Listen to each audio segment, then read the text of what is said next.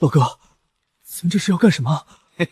瞧好了，哥给你打个样，你不得好死！有本事来啊！小崽子，尽管骂吧。我是来认亲的。认亲？来京城认亲的野种能排到山海关了。好了，别磨磨唧唧的，一刀下去就进宫享福了。慢着，你知不知道我爹是谁？在这京城，除了万岁爷和9000岁，还没人敢跟咱家这么说话。我倒要听听你爹是什么大人物。豁出去了，砍头也比当太监强。我爹叫魏四，我娘叫蓝娘。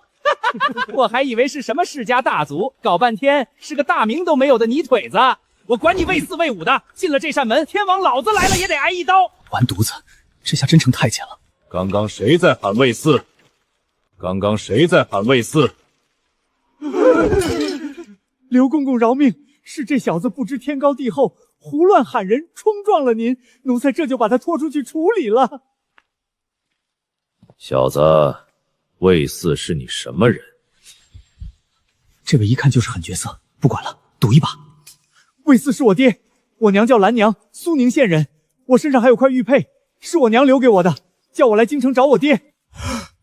魏四、蓝娘、苏宁县，全对上了啊！还愣着干嘛？瞎了眼的狗奴才，还不快给这位小爷松绑，掉一点皮星子，我拿你们脑袋当尿壶！姓魏，权势滔天，还可能是个太监。我乱认的这便宜爹，不会就是明末的土皇帝魏忠贤吧？蓝娘，这是蓝娘的玉佩，错不了。这眉眼简直和我当年一模一样。儿啊，爹这些年找你们找的好苦啊！你现在说这些有什么用？我娘她直到咽气的时候，都还等着你来找她。这些年我们母子俩受尽白眼，人人喊打的时候，你怎么不在？千错万错，都是我一个人错。儿啊，只要你愿意原谅爹，打我骂我都行，就算你要天上的星星，爹也给你拽下来。这还是那个杀人不眨眼的东厂厂工吗？还好我耳朵尖啊，不然脑袋就搬家了。文培啊，除了咱们府上的人，还有谁见过我儿？回厂工，还有净身房的李公公和他手底下2个小太监，看样子应该是不知道小爷的身份。帮他们再紧紧嘴巴。除了这3个，今天净身房所有的当值太监和侍卫也都处理了。今天的事，我不想在其他地方听到一点风声。是，属下告退。还好没露馅，不愧是闻名后世的大反派。几句话，10几个人没了。儿啊，以后在这京城没人可以欺负你，有爹给你撑腰，随便你横着走。万岁爷驾崩了。爹，信王上位后你怎么应对？坊间早就传闻你与信王不和，他上位后肯定会对你动手的。儿低声些，今时不同往日，信王已经是老皇烈了，现在应该称新皇。爹，你以为现在回头还来得及吗？这些年你害了多少东林党人？朝堂上的那些世家名流，个个恨不得生吞活剥了你。就算新皇对你有所忌惮，你觉得朝堂上那些酸文武服会放过你吗？等新皇登基，我就主动请辞，东厂的印赋我也全盘交出，只要能用这些东西换一条生路就行。爹，你可别糊涂，这时候放权，不是给自己捅一刀吗？朱由检刚登基，手里有权，他才不敢动你。没有东厂，你在他们眼里就是一头没牙的大虫，分分钟就能把你扒皮抽骨。儿啊，你初到京城，怎么对朝堂中的事看得这么明白？我一路上讨饭时，看见乞丐为了半块馒头能打得头破血流，在我看来，这朝堂和乞丐窝没啥两样。爹，现在您就是那块馒头，国内饿殍遍地，边关战事也正吃紧，皇帝正巴不得在你身上啃一口续命，退一步就是死，想活命就只能先下手为强。爹，东厂和锦衣卫还在我们手里，还没到山穷水尽的时候。趁现在朱由检皇位还没坐稳，我们先下手，让朱由检看到爹你的分量。现在皇帝和东林党都死盯着我，有些事怕是有心无力了。爹不必像之前一样上门抄家，只需要略施小计，那群老腐荣自己就会跳出来。明日上朝，爹不等他们开口谈和，直接带头捐钱捐粮。这群老东西背地里没少贪，谁捐的少，爹就假意要抄家查验，这样不仅能堵住别人的嘴，给皇帝留个好印象，还能逼得东林党自己狗急跳墙。那要是他们一口咬定没钱怎么办？这时候真去抄家，先皇在世也保不住我。不是还有锦衣卫吗？那群老东西害怕爹鱼死网破，肯定会忍不住转移赃银，这时候派人盯紧了，一抓一个准。好，就按我儿说的办，不管事成与否，我这个当爹的都要为你搏一条出路。回长公，禁书房的人都处理完了，但是慌什么？说，但是什么？我们的人发现锦衣卫指挥使张涛在偏定暴毙，七窍流血，像是服毒自尽。手都伸到我的锦衣卫里来了，去查一查是谁插的棋子。爹，不必去查，朝堂上虎视眈眈的人不少，无非就是皇帝或者东林党的人。现在张涛的职位空出来了，不如我们做个顺水人情，给皇帝主动让出这个肥位。朱由检最怕的就是爹权势滔天，不受他控制。现在他初登大阪，手边没有可用之人，我们主动放权，朱由检只会觉得我们识物之尽吐，反而对我们更有利。至于那些东林党，等他们以为爹日落西山，谈冠相贺的时候，咱们提前布好局，把这群老狐狸的尾巴连根拔出来。你带着东厂所有提级，把东林党人府上钉死了，飞出去只苍蝇都要给我搞清楚。另外，让锦衣卫那边准备好，这次可是一笔大财。是，属下遵命。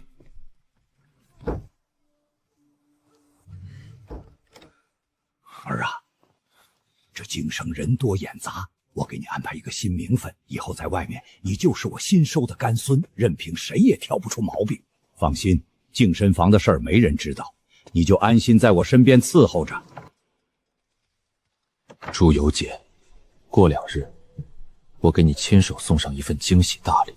陛下初登大榜，如今国库空虚，边关告急，愿捐银2万两，粮3万担，为国分忧，祝陛下安定天下。陛下，万不可被此等小人蒙骗！天下皆知他魏忠贤无恶不作，嚣张跋扈。今日这番作态，无非是断尾求生，背后肯定另有所图。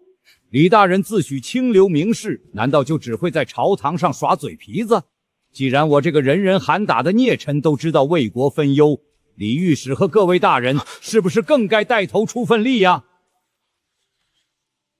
禀陛下，臣一介寒子，清贫自守，无后产余资，愿捐3月俸禄，略孝微亲，共度时间。陛下，臣也愿捐出3月俸禄，另加京郊几处帛产，愿陛下早日平复天下。各位大人还真是高风亮节啊！但别忘了，锦衣卫监察百官，要是被陛下发现各位中饱私囊，不愿真心为国发力，可是欺君大罪。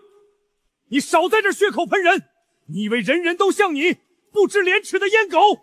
好了，卫青也是一片好心，各位就此打住吧。退朝。李大人，还请借一步说话。李大人，今日之事，不知您如何看待？皇帝那边暂时摸不透什么路数，但魏忠贤那条老阉狗，肯定心里憋着坏呢。李大人，一点心意，下官有件事，还需李大人帮点小忙。儿啊，你是没瞧见，今天上朝的时候，李彪那群老东西听见我带头捐银，脸刷一下就涨成猪肝色了，那叫一个解气。这些年户部的银子，大半都进了他们的腰包。爹今天先给他们放点血，真正的大戏还在后头呢。长公，我们的探子来报，李彪从城中调用了一匹马车，连夜往郊一处小院去了。另外，武城兵马司那边也有动静。今天下朝后，不少官员借口筹粮捐粮，派自家马车出了各城。爹，机会来了，他们必会连夜将私产运出京城。事不宜迟，我们派人在城外小路把守，等着他们自己送上门。东厂，是。长公，果然不出所料，我们的人在城外截获了10几个车队，全是运送的黄金白银，估摸着得有1000万两。我们还从李彪去的院子里挖出这个账本，薛国昭和他贪的每一笔银子都写得清清楚楚。好，有了这些，我看那群东林狗还怎么跟我叫嚣！给我继续盯，只要是从京城出去的马车，就算是拉粪的也给我搅一搅。是。儿啊，这次全靠你了。要是没你出的主意，咱爷俩现在估计已经被扔进大牢等死了。明日上朝，你就将这些东西尽数交给皇帝。虽然只是2个小喽啰，但足够东林党那边出血了。臣要弹劾东厂厂公魏忠贤蒙蔽圣听，专横跋扈，以成毒瘤。臣恳请陛下下旨赐死这阉贼，还天下一个朗朗乾坤。禀陛下，老臣这里有一样东西，还望陛下过目。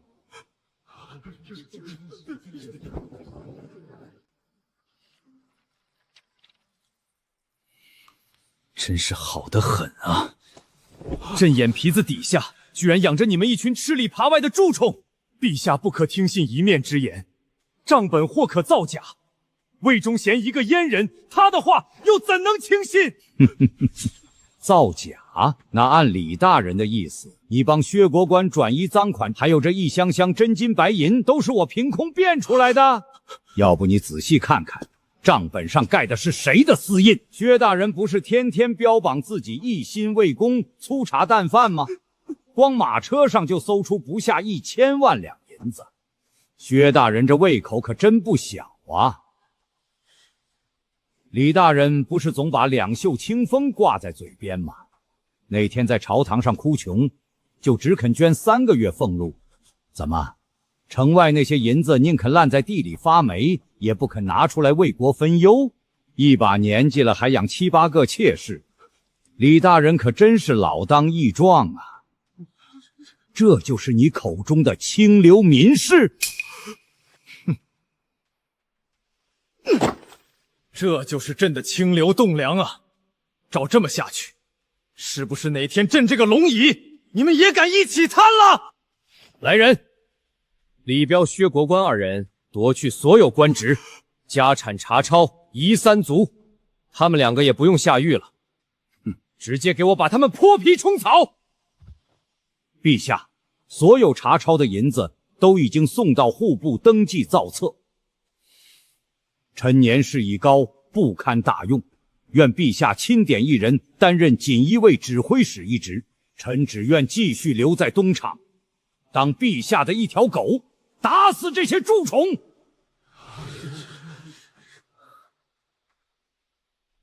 爱卿何出此言？此事你居功至伟，这东厂厂公的位置，除了你，朕谁也信不过。儿啊，你是没瞧见，崇祯的脸色跟调色盘似的，一会儿青一会儿白，那些东林党吓得腿都软了，差点当场尿裤子。多少年了，咱家就没这么扬眉吐气过。爹，这还只是个开始，下一步，我需要爹给我一样东西。以后你拿着这令牌，东厂的锦衣卫的人任意调遣。爹多句嘴，你要这玩意儿干嘛？弄钱囤粮练兵，这京城就是个铁笼子，困在这儿早晚是死路一条。想活命，咱们就得有掀桌子的硬实力。长公，伊叶皇后派人传话，要小爷亲自入宫一叙。儿别慌，爹派锦衣卫全程暗中盯着。半炷香，你要是还没出殿门，爹亲自闯宫接你回来。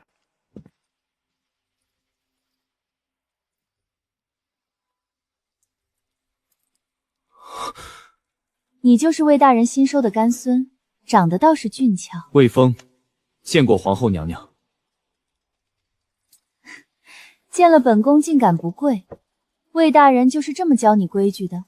皇后娘娘有话不妨直说，这天寒地冻的，总不能是特意叫我来学规矩的吧？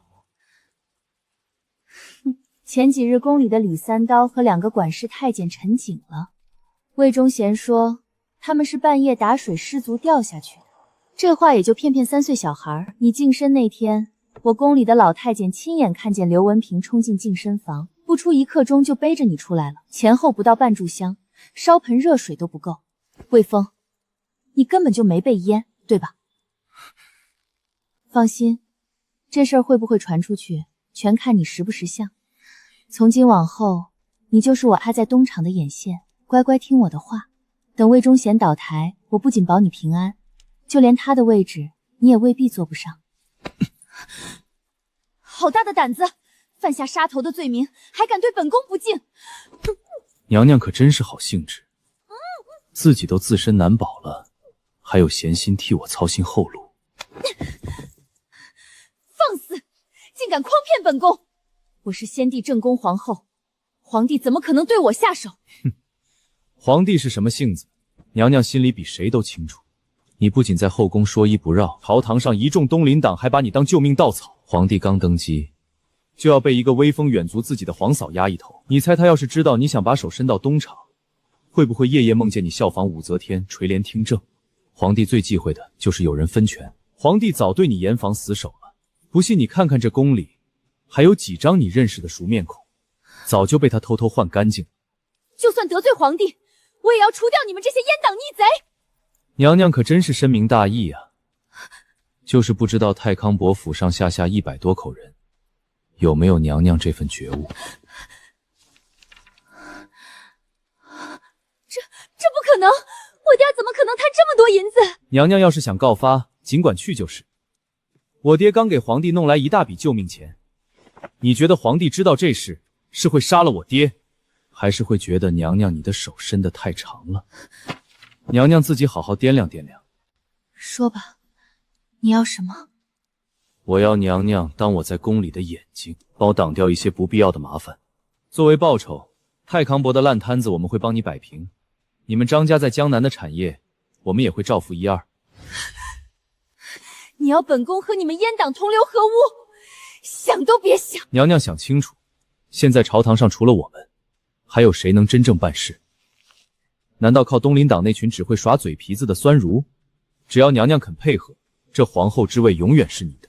不仅后宫没人敢惹你，就连皇帝也得重新掂量你的分量。好，我答应帮你，但张家要是出半点差错，本宫立马把你们的丑事公之于众。咱家再等印查的功夫，要是还不放人，别怪咱家冒犯娘娘了。爹，这里不是说话的地方，我们先回去。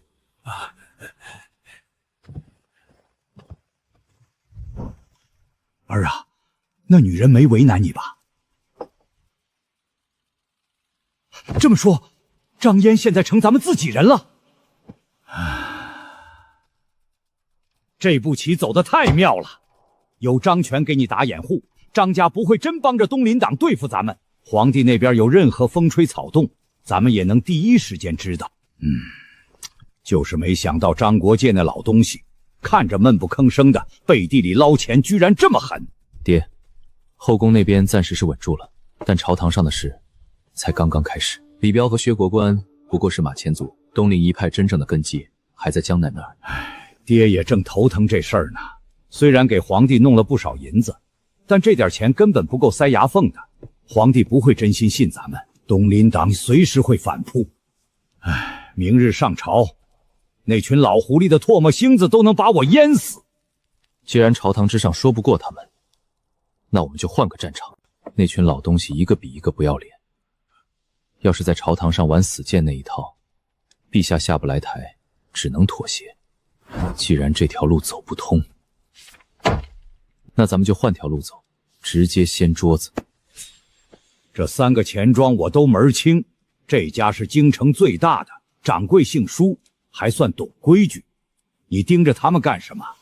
爹，你真觉得这生意姓舒吗？他不过是个打杂的，每逢灾年，他们总能弄到官仓里的陈粮，高价卖给百姓。一个普通商贾哪来的这么大本事？这背后都是钱千亿在给他撑腰。这些钱庄的本钱一半都是江南富商出的，由户部侍郎侯昕背地里放印子钱，逼得百姓家破人亡。这些事在民间早就不是什么秘密了。爹，你觉得我们大明朝是真的没钱吗？钱当然有，但不在朝廷，更不在百姓手里，全进了那些权贵富商的腰包。所以咱们想弄钱，绝不能盯着老百姓的口袋。那些商贾世家吃得脑满厨肥，一年的收入够大明朝吃3年饱饭。哼，不宰他们宰谁？儿，你准备怎么做？不跟他们在朝堂上浪费口水，咱们直接来一招釜底抽薪，把他们的钱袋子彻底捅破。等铁证摆在眼前，皇帝自然看得清谁是忠臣，谁是蛀虫。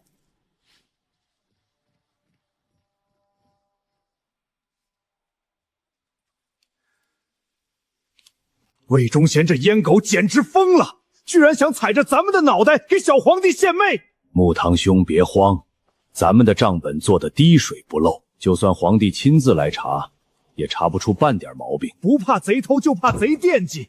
皇帝现在都快穷疯了，魏忠贤扳倒李彪和薛国官那两个蠢货，皇帝就像闻着肉味的饿狼，早晚得盯上咱们俩。无碍，明日我就安排国子监的学生游街请愿，把声势闹得越大越好。就算皇帝想保魏忠贤，也得掂量掂量会不会激起民愤。就按若堂兄说的办。这雪越下越大，粮价还能再往上翻几番。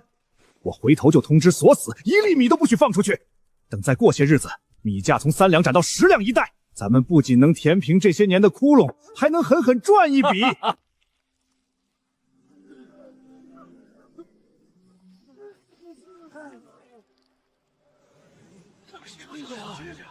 诸位同窗，诸位同窗，好戏就要开场了。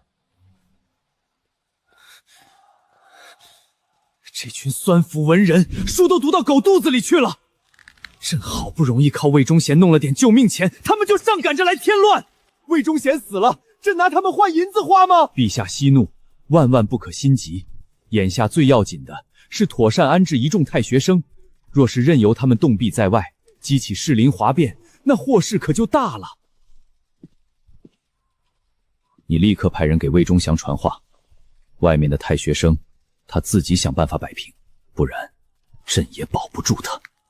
这已经是朕给他最后的机会了，让他好自为之。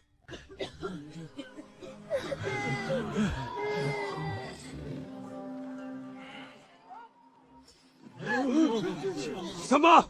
昨天不还是3两一担吗？今天怎么就要5两了？这不是把我们往死路上逼吗？瞎嚷嚷什么？你嫌贵，我还嫌贵呢。现在京城哪还有米卖给你们啊？这都是老爷我花大价钱从外地运来的米，就这价，你爱吃不吃？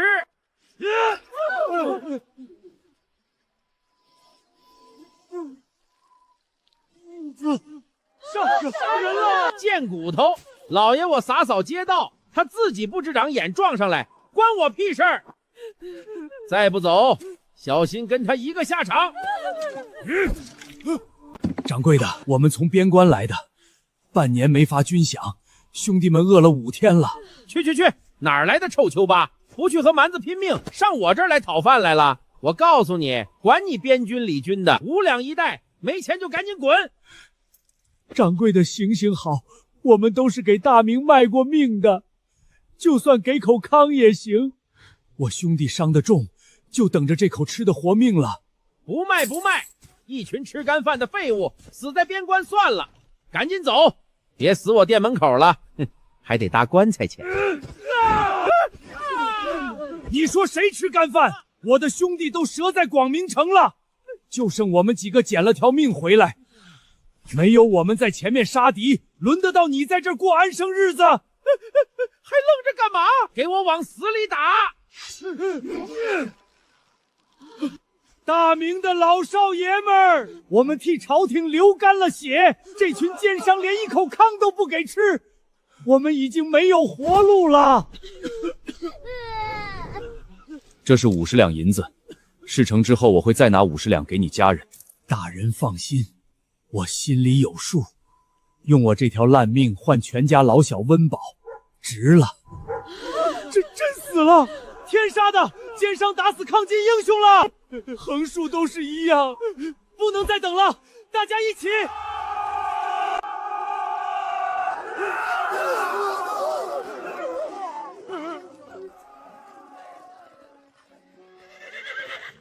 都给我拿下！敢反抗的，就地格杀！大人，这几个老兵怎么办？看着真是从死人堆里爬出来的。哪有什么老兵？本府只看见一群趁火打劫的流寇，动作利索点儿。回头钱大人怪罪下来，本府治你个办事不力。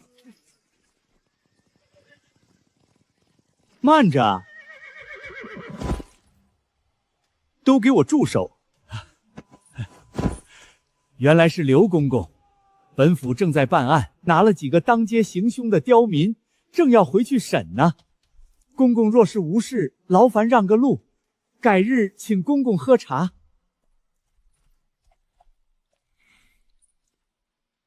办案，不知府尹大人办的是哪门子案？既然牵扯到边关将士，这事就该归南镇抚司和兵部审理。府尹大人这是要越俎代庖，还是不把皇帝放在眼里？公公说的是，本府一时着急唐突了，那这几人就移交公公处理。干得漂亮！现在鱼已经咬钩了，接下来咱们再给他们添把火，让这火烧得更旺。儿啊，皇帝那边快撑不住了，那群愣头青还在长安门外跪着死谏，再这么下去，皇帝肯定会把咱们推出去顶罪的。爹放心，他推不了。该顶罪的根本不是咱们，在赤裸裸的饥饿和绝望面前，东林党粉饰的太平，终究是纸包不住火的。哼，你可看仔细了，有半分虚言，朕先砍了你。臣看得清清楚楚，那几人身穿边军战袍，满身刀伤，肘上全是冻疮留下的疤痕，确实是从辽东退下来的老兵。你是说，朕的将士在边关拼死杀敌，连一口饱饭都吃不上，还被钱谦益的人当街捅死？你先下去吧，锦衣卫和东厂有什么风吹草动，你要第一时间告诉朕。陛下息怒，魏大人那边已经有行动了，就是外边的太学生已经晕过去数十个了。陛下要不见一见，先把他们安置好，他们想跪就让他们跪着。传朕旨意，京城所有官员即刻入宫议事，朕倒要看看他们给朕演了一出什么好戏。这是边军，怎么会落得这样的下场？你还不知道，东街满丰米行的掌柜纵奴行凶，不卖米就算了，还当街捅死了抗金老兵，结果人家掌柜屁事儿没有，反倒抓了不少老百姓。我们年年交的赋税为了狗吗？怎么连边军都吃不饱？这群人天天喊着战事吃紧，税一年比一年高，我看是前边吃紧，后边紧吃。天杀的！我3个儿子都去了辽东，到现在连个信儿都没有。朝廷就是这样管的，人都要死绝了。我们去告御状，不能让将士们的血白流了。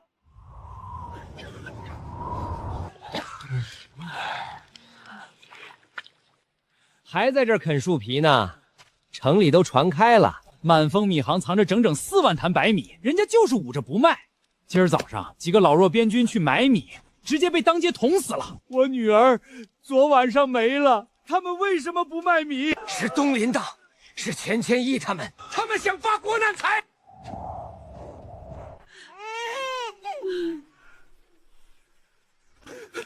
老爷，不好了，外边被人堵死了。不过是一群流民罢了。武城兵马司和顺天府的人呢？叫他们出来镇场子。老爷，前后都被堵死了，送信的人出不去。该死的刁民，先护着我冲出去，等我面圣回来，看我怎么收拾他们。杀人偿命，开仓放米。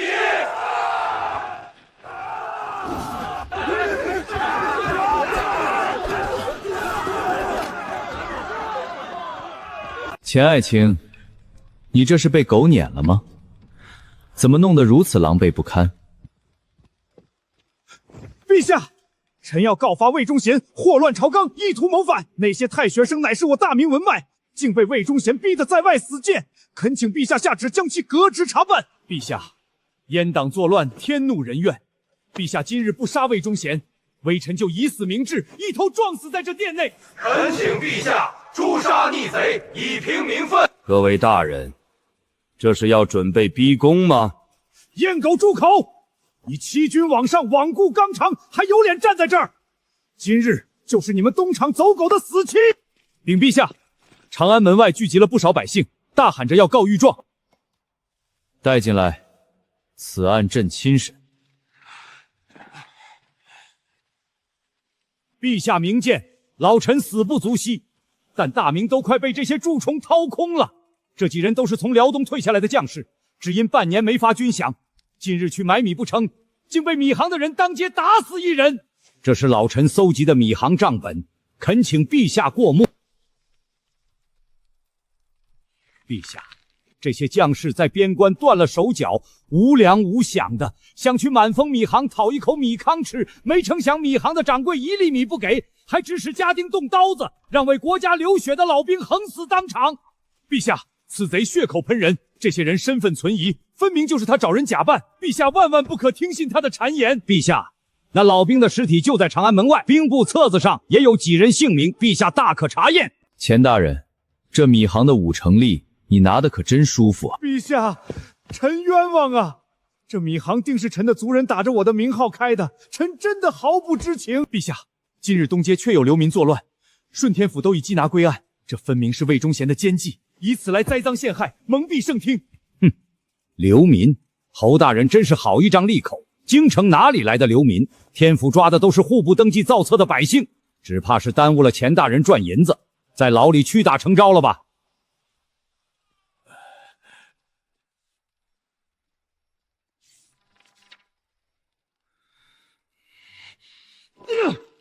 来人，将钱谦益拖下去，查抄全部家产，押入大牢。顺天府尹玩忽职守，即刻革职查办。还有那满丰米行，全部收归国库，掌柜及所有帮凶，全部充军边关。魏爱卿，这件事朕全权交给你负责，一定要把这些国家蛀虫全部给朕挖出来，一个都不能放过。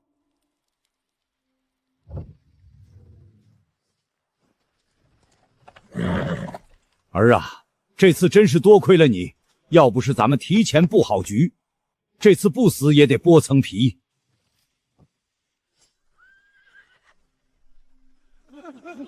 阉党休走！你祸乱朝堂，罪不容诛，竟还敢招摇过市！你有何脸面苟活于世？沈修远，你这种黑白不分、中恶不辨的人，也配在这里狗吠？你自己好好看看。这就是你口中的清流钱谦益干的好事，把为国捐躯的将士当街逼死。你要是不信，自己去东街看看，那趟血还没干透呢。各位千万别动摇，这一切都是那个家伙的阴谋诡计。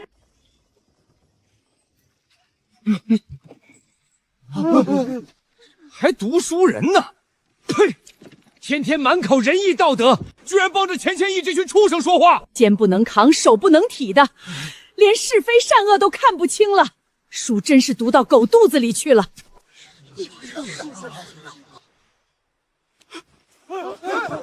哎呦，我的儿啊，这下咱们可真发达了！陛下把这事儿全权交给我负责，查出来的所有钱粮都得经过我的手，这一局咱们赢麻了。而且光一个满丰米行就超出整整4万担米，钱谦益那老东西肯定藏得更多。爹，先别高兴得太早。钱谦益再富，能榨出多少油水？满京城上上下下多少张嘴等着吃饭？更别说城外的灾民和边关欠的巨额粮饷，就这点东西，根本就是杯水车薪。钱谦益虽然倒了，但百足之虫死而不僵，他们的根基还在江南。要想熬过眼下这关，就得从江南那群富商嘴里把粮食抠出来。儿啊，这谈何容易啊！这京城早就漏成筛子了，江南那群富商精得跟猴似的。早就囤了大批粮食，就等着京城撑不住了，高价抛售。这时候想让他们开仓放粮，就算把京城的家底都掏空了都不够。朝廷不急，我们急什么？让这股势头再涨一涨。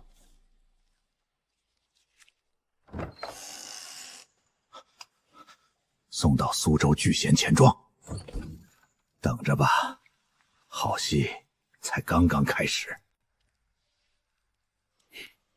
劳烦刘公公快马加鞭帮钱大人送信。不妥，儿啊，你脑子被冻成冰坨子了！这信要是送到江南富商手里，那就是给咱爷俩送催命符。京城粮道一断，这立马就成一座死城。粮道不断，怎么逼得皇帝和江南那群铁公鸡做决定？再说了，天塌了有个高的顶着，皇帝还在龙椅上坐着呢，轮不到咱们来背这个锅。京城运河已经3天没见一艘粮船了，京师大仓空的能跑老鼠，通州大仓更是粒米不剩。你们平时一个个嘴皮子溜得能翻花，现在怎么全成哑巴了？陛下息怒，京城周边州县已在加急调粮过来了，只是近年大旱不断，收成只有往年1半不到，怕是难以凑齐粮食。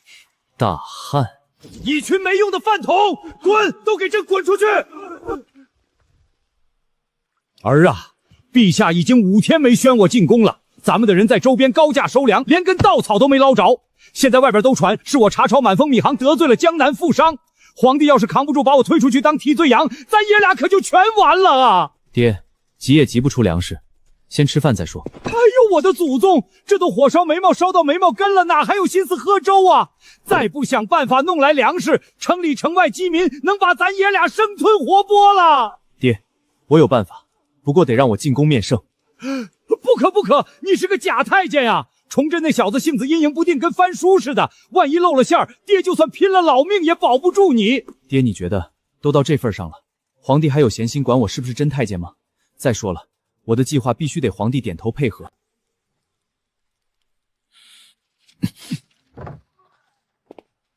臣给陛下请安。魏爱卿这是唱的哪一出？特意来看朕的笑话是吧？万万不敢，臣是来献计的。献计？你还以为东厂抄家那套把戏好使啊？现在满朝都是弹劾你的折子，说你行事跋扈，得罪了江南商户，才把京城逼得没米下锅。我不找你算账，已经是看在往日情分上了，你还敢来献计？怎么想让朕把江南商户全抄了？陛下，臣有一计，不仅可以解决京城米荒，还能一劳永逸，彻底将江南的粮袋子攥在朝廷手里。你再说一遍！敢在朕面前大放厥词，你有几个脑袋够朕砍的？陛下，这小子不知天高地厚，还望恕罪。陛下贵为天子，难道甘愿被一介商贾威胁吗？江南富商敢如此行事，分明是没把陛下放在眼里。只要按我计划行事，1月之内，江南之米尽归京城，往后也不会再有富商掣肘。哼，说下去，今日不论言语得失，朕不怪罪。陛下苦于想江南富商下手，可又怕师出无名，激起民愤。那如果说不是抄家，而是平叛呢？抄家还需证据，平叛只需要陛下您一道圣旨就够了。商人最是唯利是图，他们囤粮不卖，无非是想吸干大明最后一口血。但要是咱们故意放消息出去，说大明1分钱都拿不出来买粮，陛下猜这群铁公鸡会怎么做？到时候这群富商肯定以为玩脱了，他们肯定会想方设法把粮食北运，但不是给咱们，是送给关外的鞑子，换他们自己的一条狗命。他们敢！这群吃里扒外的东西！陛下息怒，咱们等的就是他们沉不住气的时候。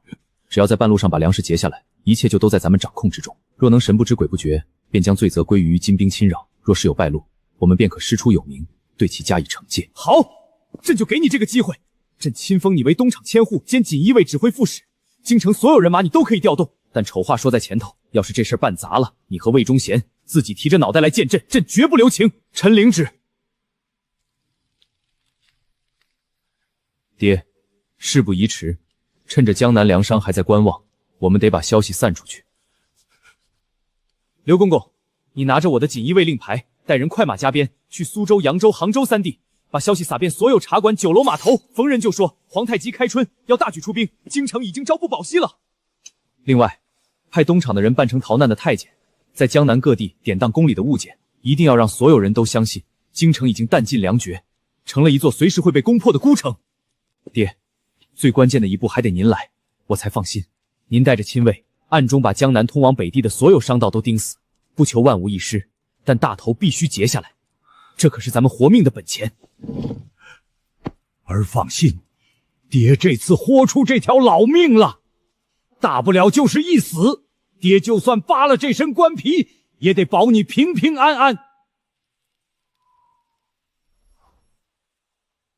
打听到什么了吗？回老爷的话，京城的运河已有3日没有动静了，现在都在往外地买粮。隔壁孙掌柜传话过来，他的粮仓已经满了，问可不可以先放点粮出去回回血。告诉他，现在谁敢放1粒粮出去，以后就别想在江南混饭吃。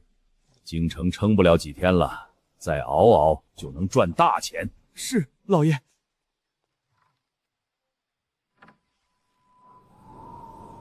各位，近几日京城的动静，想必大家都清楚了吧？运河断粮整整6天，宫里的太监都跑到苏州、杭州典当御用物件了。崇祯那小皇帝估计在宫里急得直跳脚。可不是嘛！我今早刚收到苏州同行的信，说北边逃过来的人的流民个个面黄肌瘦，食不果腹。现在的皇城没粮没饷，就是个空壳子。小声点儿，这话要是传出去，就完了。不过北边要粮的可不止崇祯那小皇帝，咱们库里堆的这些粮食，那可是能换锦绣前程的宝贝疙瘩。大明气数已尽，撑不过开春了。皇太极早就派密使联系过我，只要咱们把粮食悄悄送过去，新朝一建立，咱们都是从龙功臣，封官赐爵，良田豪宅，要啥有啥，不比在这给大明当牛做马强。周兄这话说到我心坎里了，我早就看明白了，大明烂到根儿里了，咱们几代家业可不能跟着陪葬。送粮过去，既能拿真金白银，还能换个世袭功名，这买卖稳赚不赔。可万一消息是假的呢？要是崇祯缓过劲儿来，或是魏忠贤故意放风设套，咱们的运粮队被截住，那可是诛九族的大罪啊！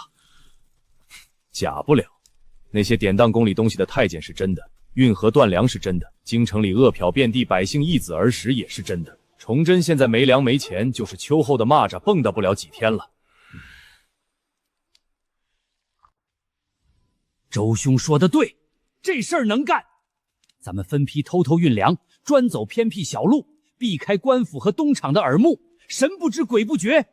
好，我库里压着25000吨精米，今晚就按家丁装车，先送5000担过去探探路，看看皇太极那边够不够意思。运粮商，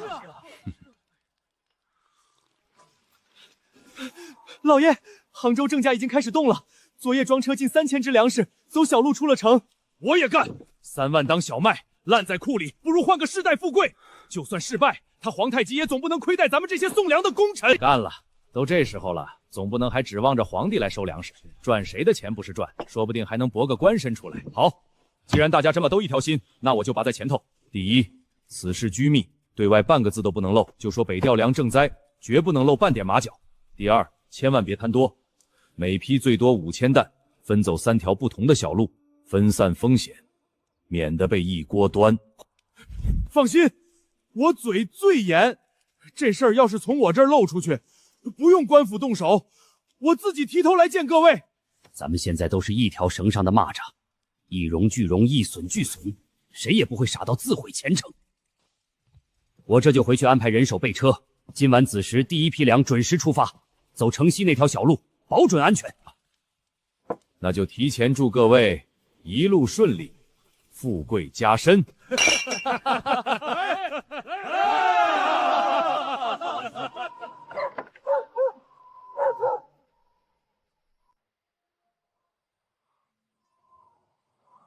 大人，来了，一共13辆马车，看车身前，每车少说装了400-500担粮食。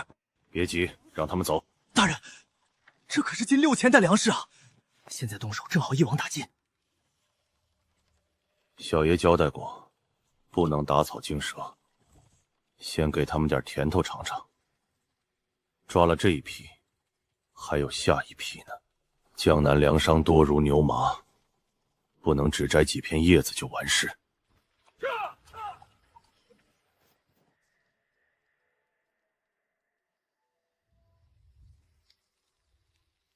爹，鱼儿已经上钩了，接下来我还需要您出面放出点消息。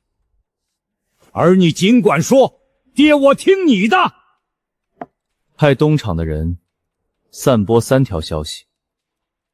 第一，京城危急，崇祯下旨3日后封锁所有北行道路，沿途派重兵把守。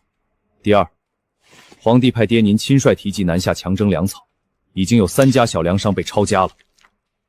第三，皇太极那边暂时不收粮，说要等更多粮食凑齐再交易。儿啊，你这招太绝了，这是要把他们往绝路上逼，让他们狗急跳墙啊！他们现在怕的不是咱们，是怕粮送不出去，功名换不来。咱把交易的路堵死，他们一急肯定会铤而走险。到那时候，才是咱们收网的最佳时机。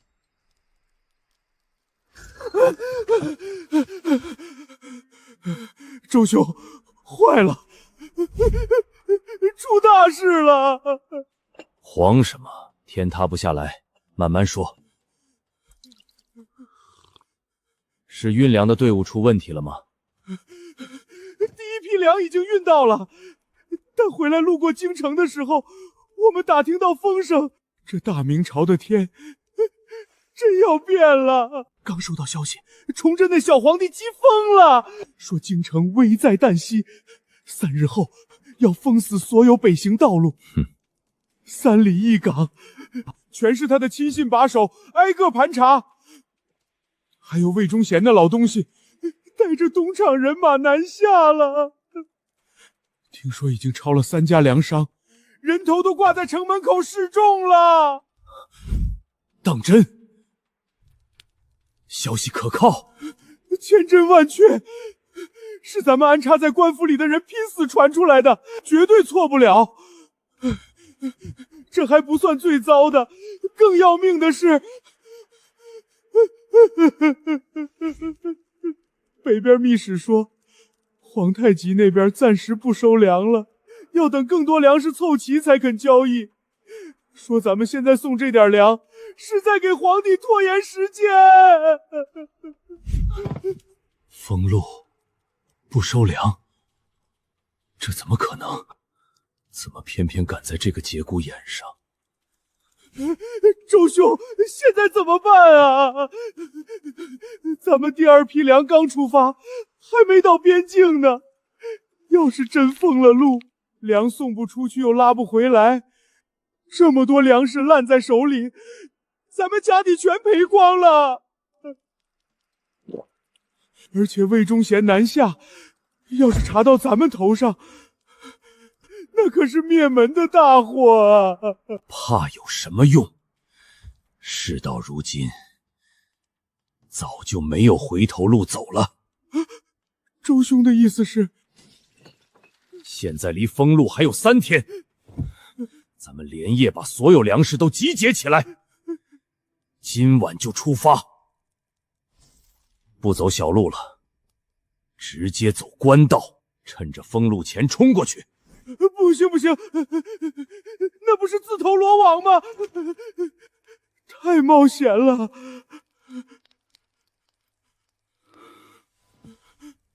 冒险？现在不这么干，就是死路一条。只有冲过去，把粮送到皇太极手里，咱们才有活路。王兄，你库里也有几万担粮食，难道想眼睁睁看着他们烂掉，看着全家老小跟着掉脑袋吗？好，周兄，横竖都是赌一把，我跟你干。这才对。事不宜迟，咱们立刻召集所有粮商，连夜装车，3更天准时出发。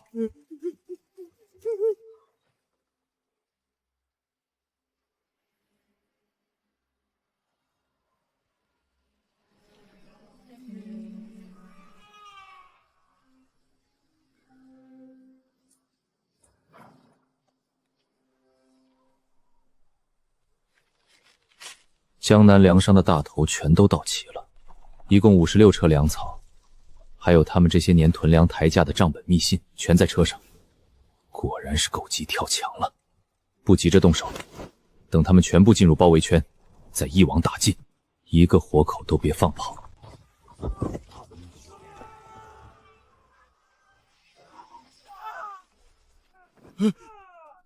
怎么回事？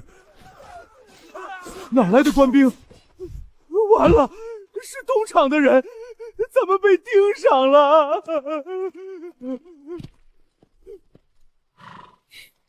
周掌柜、王掌柜，别来无恙啊！深夜走官道运粮，还带着这么多家丁，这是要去哪儿啊？官爷误会了，我们是奉地方之命运粮赈灾，不知官爷在此，多有冒犯。赈灾，京城半月前就下令调粮入京，周掌柜这消息收到的够迟啊，还带着达子带路。周掌柜这赈灾，赈的恐怕是关外的灾吧。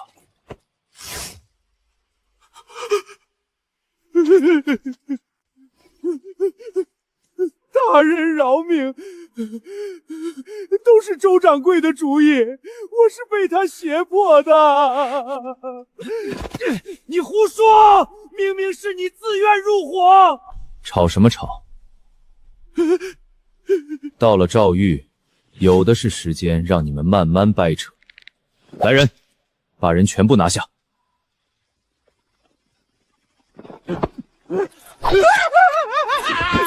粮草账本统统清点清楚，押回京城，交由陛下处置。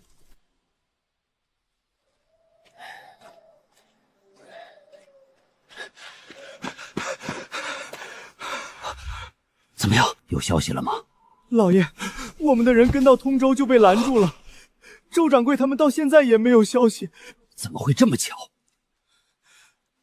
不对劲儿，这肯定是出事了。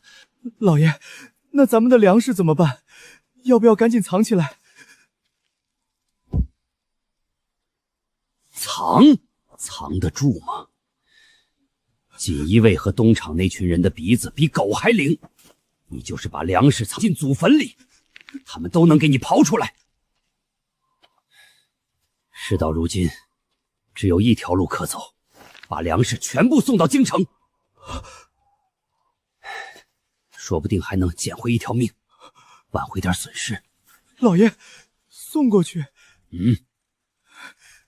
咱们好不容易囤的粮，不交出去，等着被抄家灭门吗？现在把粮送过去，还算是雪中送炭。皇帝总不能当着全天下人的面卸磨杀驴吧？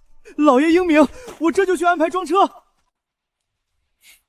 爹，周王两家的人全都抓住了，粮草全部扣下。这些年江南粮商囤粮抬价的账本也全到手了。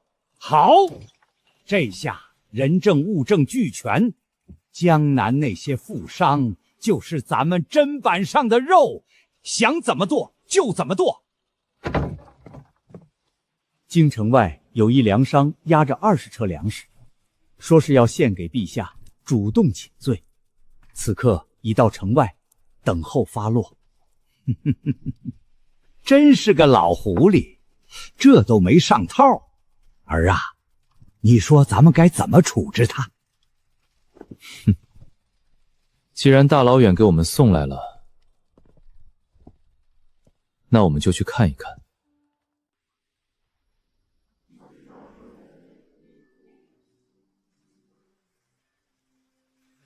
小爷饶命，9000岁饶命！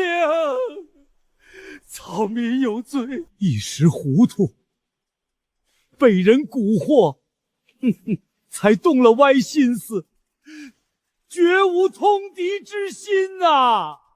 赵掌柜好大的本事啊！发国难财，竟还敢暗通达子，还跪在这儿干嘛？自个儿回家洗干净脖子等着吧。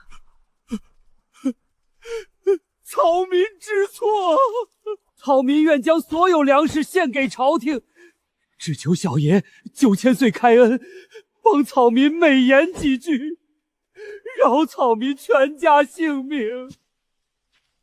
赵掌柜倒是识时务，只是你以为献了粮，这事儿就过去了？小爷要什么都可以，只要饶草民一命，草民什么都愿意做。你这条狗命留着还算有点用，就派你出面，帮朝廷对接江南所有粮商，采买粮食。小爷放心，草民一定办好。江南粮城都给草民面子，保证把粮食都收上来。别急，我还没说价格呢，1文钱1担，多1分都不行。1文钱1担。小爷，您开玩笑吧？现在粮价就算跌，也得1两银子1担，1文钱连个零头都不够啊！赵老板刚才不是说，为了活命，什么都愿意做吗？怎么，这就把你难住了？我答应。早这样，何必受这些罪？3个月之内，江南所有粮食必须全部以1文钱1担运到京城，少1担，你和你全家一起点天灯。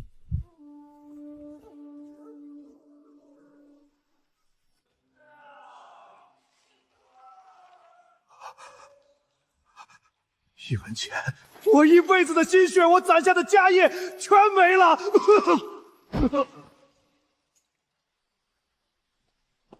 臣参见陛下。免了，江南之事可都办好了。回陛下，江南一众粮商暗通外敌，哄抬粮价，罪证确凿。江南所有粮食现已尽数收归朝廷，正陆续运往京城。臣从这些富商家里还查抄出白银600万两，另有大小船只1000余艘，已全部送往户部统计。好得很！这群奸商吸着大明的血发国难财，还敢通敌叛国，简直罪该万死！还有这群阁老，天天跟朕哭穷，不是要缩减驿站，就是要裁撤边军。我大明的血肉，全为了这群不知廉耻的豺狼！传朕旨意，所有涉事江南粮商，无论主从，一律处死，家产查抄充公。遵旨。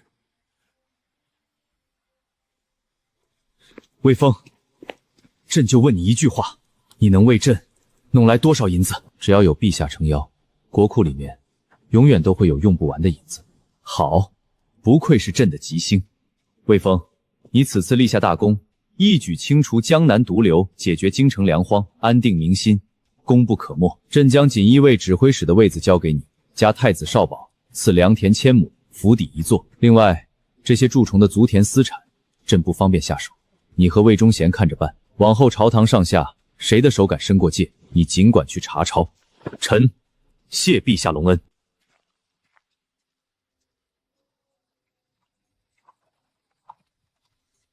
臣魏峰见过皇后娘娘。免礼。本宫听说你自净身房出来，不到1年便身居高位，深得9000岁与陛下信赖，倒是个奇人。都是陛下与9000岁提携，臣不敢当。奇人，本宫看你是胆大包天，你步抬稳健，说话中气十足，哪有半分阉人的样子？你根本就不是太监，对不对？娘娘慎言，恭敬森严。娘娘这般揣测，是要治臣一个欺君之罪吗？欺君？你若真是阉人，为何宫中见过你净身的太监一个都不见了？你以为宫里人都是瞎子吗？娘娘是皇后，母仪天下，就该安安稳稳管好后宫，朝堂上的事不是娘娘该插手的。至于我是不是太监，娘娘心里清楚，有些事看破不说破才是聪明人。皇上现在需要的是一把像我这样的快刀，就算他知道了，也不介意替我捂住天下人的嘴。你敢威胁本宫？臣只是提醒娘娘，安安稳稳做你的皇后。若是学别人勾连朝堂，惹是生非，这京城的水很深，娘娘可别呛着了。臣还有公务在身，先行告退。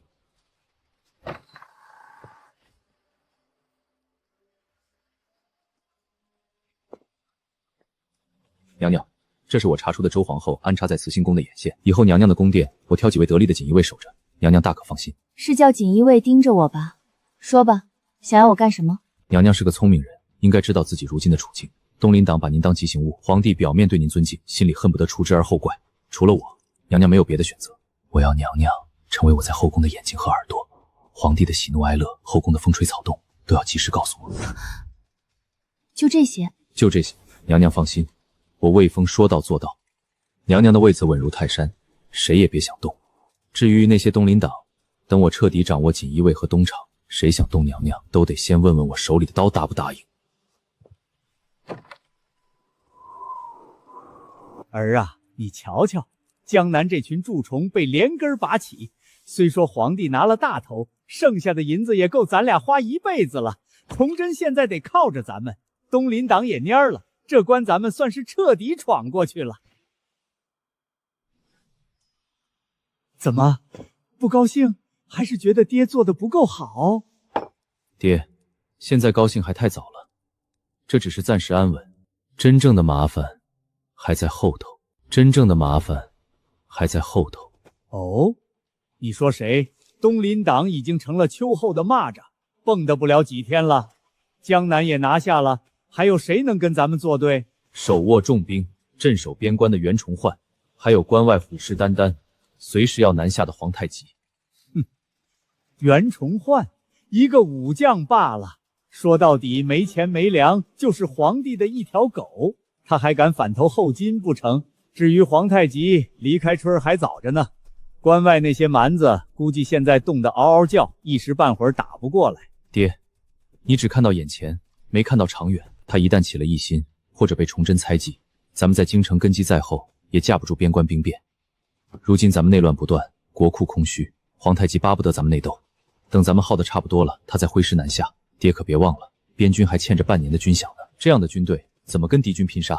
到时候整个大明就是他的囊中之物。这个冬天他熬过去了，估计开春就会马踏中原。所以咱们更得给自己留条后路，手里有兵，才真的能站稳脚跟。咱们在京城有东厂锦衣卫在手还不够吗？儿啊，组建私军那可是铁板钉钉的死罪，一旦走漏风声，崇祯第一个就办咱们。所以不能在京城练，得去个远地方，名正言顺的离开，让人挑不出错。爹，你上奏说自己年老体衰，恳请告老还乡，去凤阳看守皇陵。守皇陵？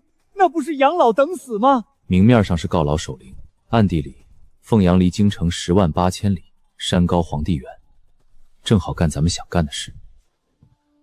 凤阳流民多，又有铁矿，咱们到了那里，打着守陵屯田的名义，收容流民，招募铁匠，悄悄打造兵器，操练兵马，建一支真正属于咱们自己的私军。儿放心，这事包在爹身上。爹，您放心，我要让朝堂上这群披着人皮的畜生明白，笔杆子永远干不过刀把子。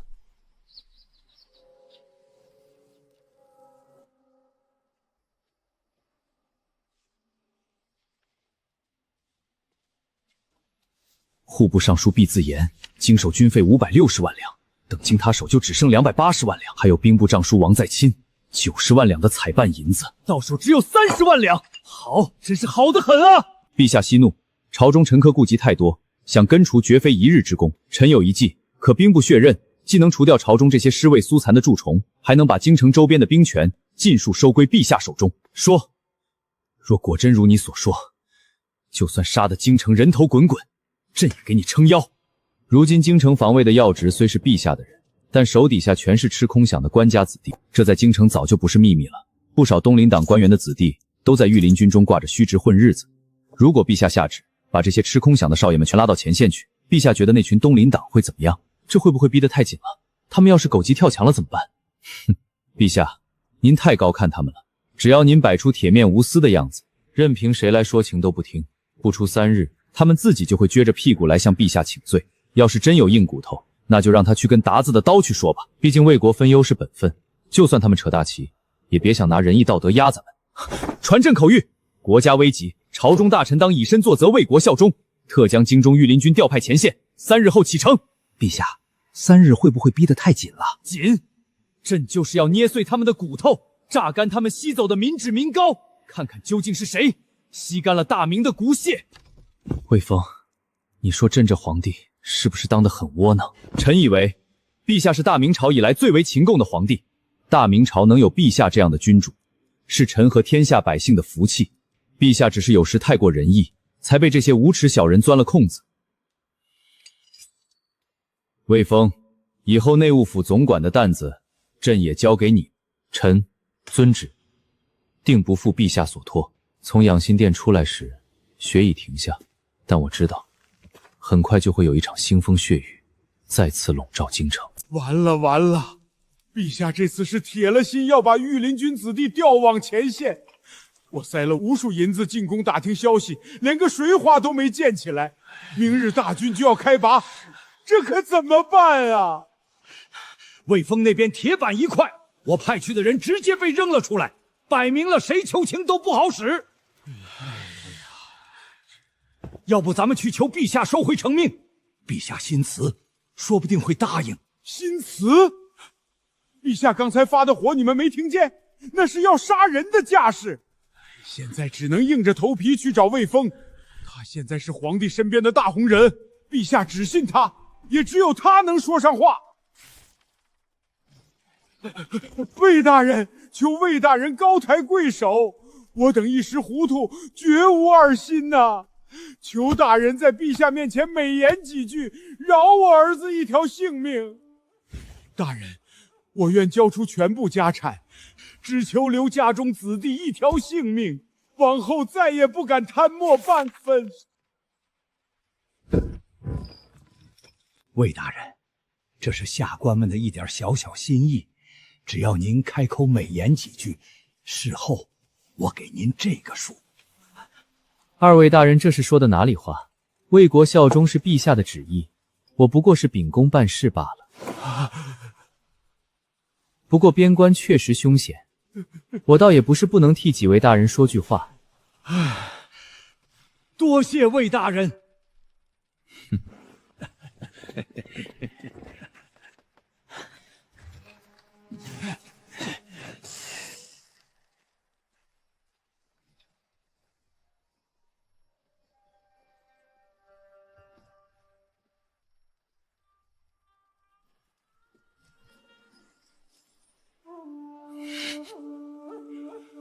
圣旨到，户部尚书毕自严即刻入宫面圣。朕听说，诸位的子弟在御林军中任职，好像不太想为国出力啊。陛下，臣知错了，求陛下从轻发落。臣愿辞官归乡，从此不问政事。陛下，臣年老体衰，恳请带着族人告老还乡，还望陛下成全。辞官？现在才想起辞官？晚了，早干什么去了？朕登基以来，对尔等委以重任，信任有加，可你们呢？结党营私，祸乱朝纲，把大明江山当成了你们敛财的钱袋子。你们现在说辞官，是想带着赃银回老家继续做富家翁？莫不是把朕当傻子耍不成？陛下饶命，臣一时糊涂，罪该万死，只求陛下念及旧情，留臣一条性命。一时糊涂，贪墨几百万两军饷也是一时糊涂，害死无数边关将士，饿死万千百姓也是一时糊涂。陛下，这是从几位大人府上找出的证据，每一笔银子都记得清清楚楚。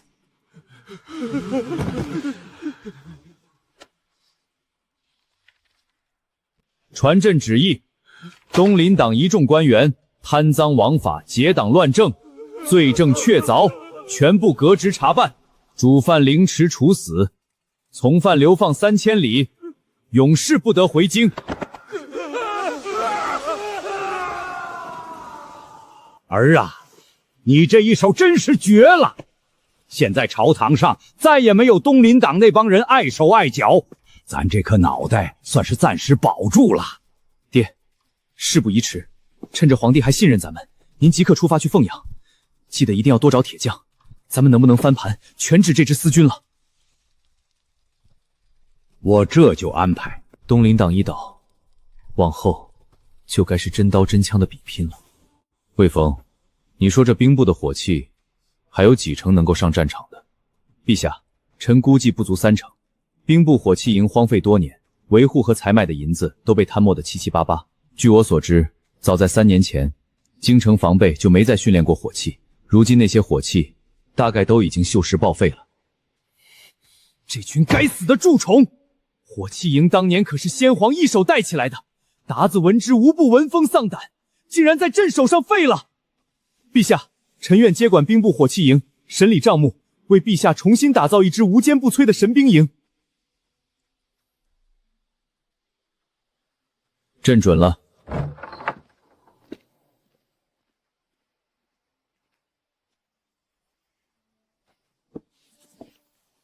鸟冲、三眼冲，还有红衣大炮、虎蹲炮这些攻城破阵的利器。兵部这些人真是暴殄天物。有这些东西，鞑子再多咱们也不怕。既然要造，那我们就造最好的。这些枪打不足还行，要是对上重甲骑兵，就有些不够看了。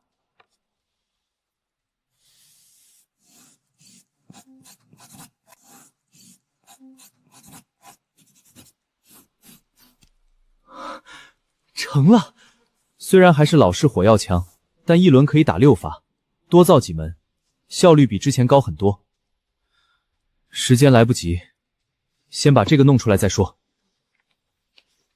刘公公这张图纸，务必要连夜亲手送到我爹手上，路上要是被人发现，直接烧掉，绝对不能外传。另外，叫我爹把银子全换成铁，我有大用。小爷放心，这图纸就是我的脑袋，绝不会出一点差错。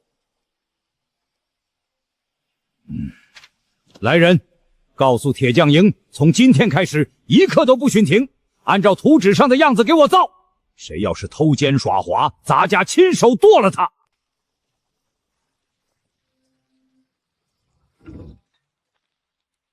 这就是风儿画的新式火枪，看着怪模怪样，6根管子绑一起，能好用。长工，图纸是小爷亲手画的，将士们连夜赶工，说是能一次打6发，比老式鸟弄强太多。是，拉开靶子，打几枪看看。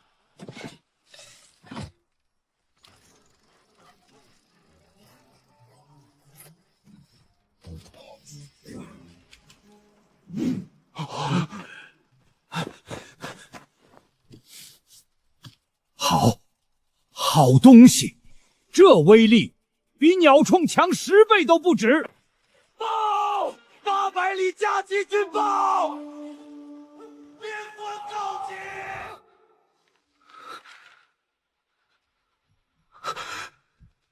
真的绕到蒙古，挥师南下了。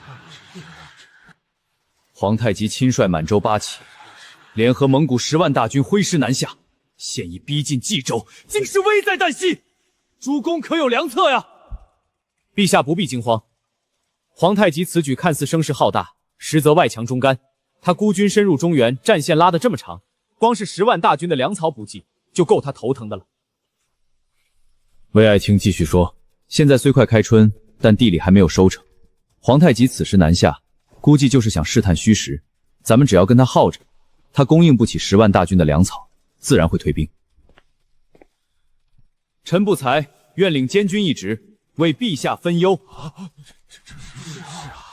陛下，魏大人忠勇无双，胆识过人，兼兵一职，非魏大人莫属。京师存亡在此一举，魏大人愿以身赴险，实乃大明之幸。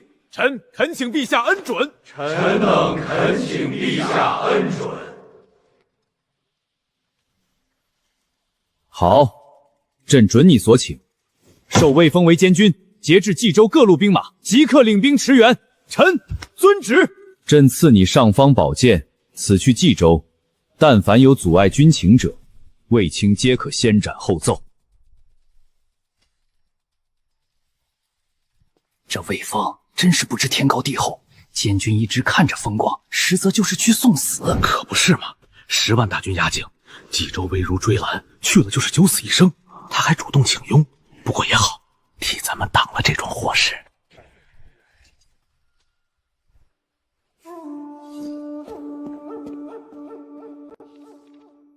刘公公，告诉我爹，该准备动身了。小爷，人手是不是太少了？咱们拢共才5000人，对面可是10万大军呢。咱们有新式火器，不用拿人命去填。刘公公就瞧好了，5000对10万，我照样能打赢。大人，前线急报，冀州城外顺义密云平谷已破，10万大军就在冀州城5里外。袁崇焕带着关宁铁骑撤了。小爷，冀州已是孤城，恐怕连3日都难以撑住，我们还要去吗？不慌，我早料到会有这一天。袁崇焕不走，我还不敢安心去冀州呢。这军功他不要，那我就不客气的收下了。公公这是来了兴致，到我们军营里赏景来了，还是准备用脑袋去当达子的盾牌呀？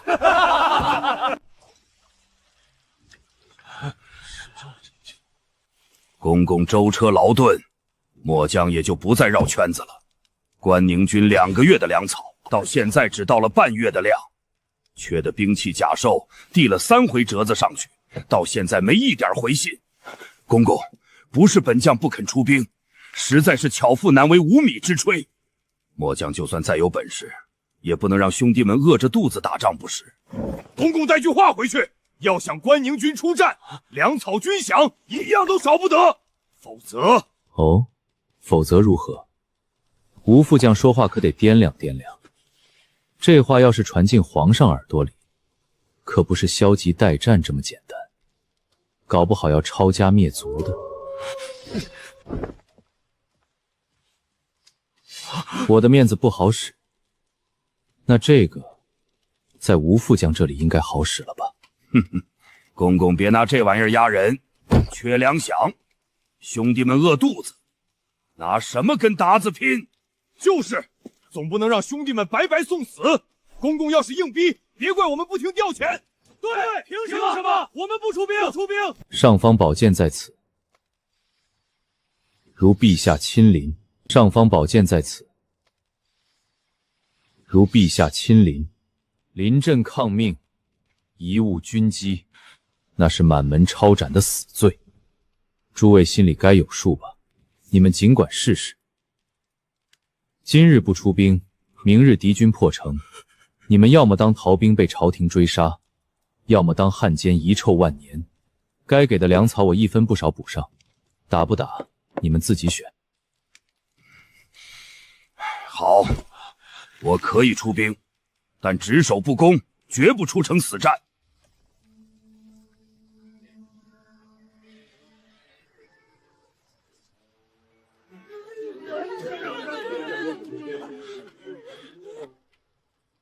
苏总兵，城中还剩多少守城器械？滚石还剩2日的量，弓箭1000余发，就这些东西，最多能挡3天。魏公公，我们现在撤还来得及，关宁铁骑不能全栽在这儿。城内明军听着，速速打开城门，放下兵器，否则今天这些汉人百姓一个不留！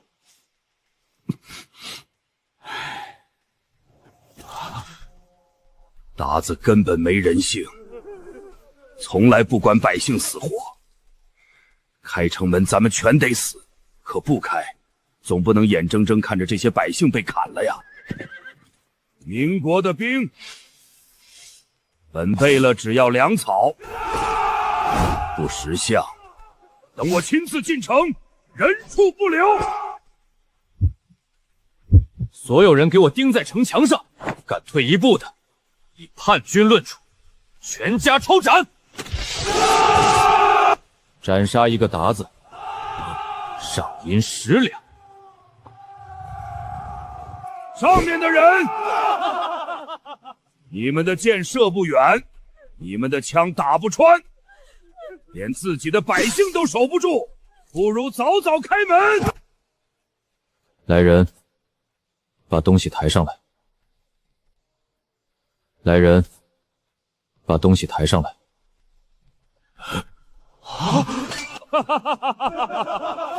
就这几台怪模怪样的铜铁疙瘩，就想挡住我满洲铁骑？勇士们，随我冲锋，杀进城去！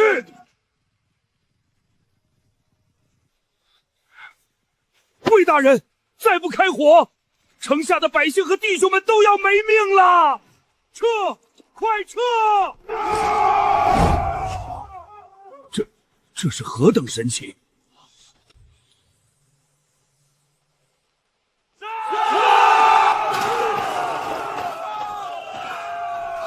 魏大人，这简直是神兵天将啊！300重甲骑兵，一轮就没了一半，刚才那个叫嚣的贝勒，直接被打成筛子了。小胜而已，皇太极不会善罢甘休，明日必有猛攻。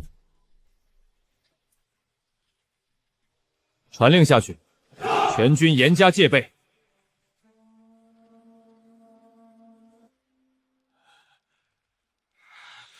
一群饭桶！300骑兵居然被几台破铁疙瘩打得全军覆没，连多罗贝勒都折了。大汗，明军那火器威力惊人，射速极快，我军骑兵根本冲不进身。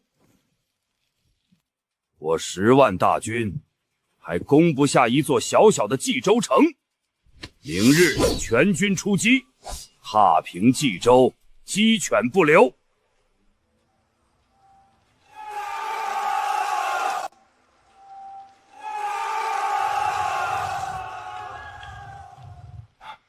魏大人，后金这次是玩真的了，5万骑兵全压上来了，咱们就15台火重，根本扛不住啊！别急，援兵该到。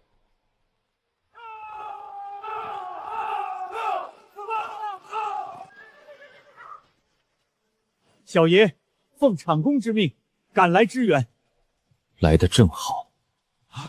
火器全部布置城墙四周，分批次齐射，务必挡住后金攻势。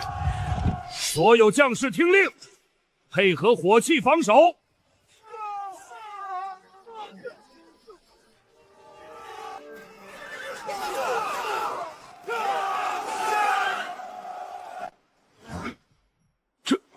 这到底是什么鬼东西？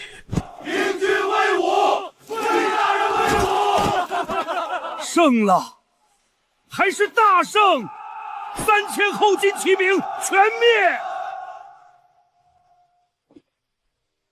传令下去，死守城池，派斥候死死盯着他们。我要让皇太极知道，中原不是他想来就来，想走就走的后花园。这不是明军制服，还只听从魏峰一个人的话，莫不是私军？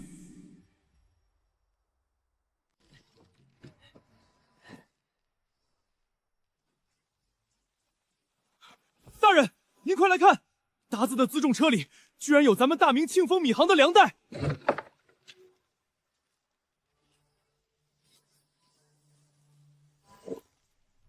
庆丰米行，这个米行，那不是周皇后娘家的买卖吗？苏州到处都是他们的粮庄，怎么会跑到敌军的辎重车里？小爷，钱谦益倒台后，他不少余党躲在江南，会不会是他们和周家勾结，给达子送粮？何止是勾结，这是赤裸裸的通敌卖国！难怪敌军恢复得这么快，还敢大举南下，原来是有人在背后喂粮。此事关系重大，容不得半点马虎。刘公公，把这些粮袋全部收好，叫手底下的人仔细搜，账本应该也在这些人身上。动作要快，半点不许遗漏。是。